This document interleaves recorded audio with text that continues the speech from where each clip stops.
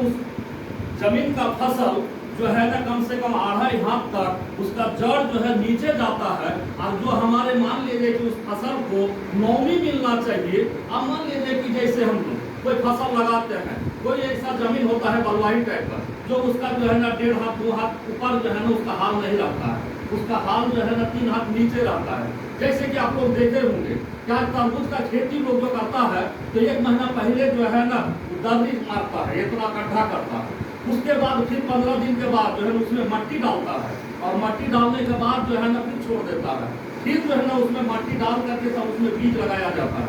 इसलिए कि तरबूज जो लगाया जाता है वो समय पानी उनी पटाने का कोई भारी नहीं रहता है, ऊंच नीच जमीन होता है।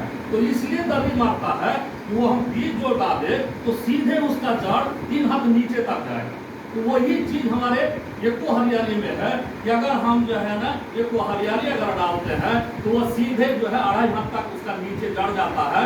और वो जो उसको नमी हाल चाहिए तो उसका 2.5 हाथ नीचे से उसको हाल मिलता है। और उसका जो है ना उस फसल का तासीर उस फसल का।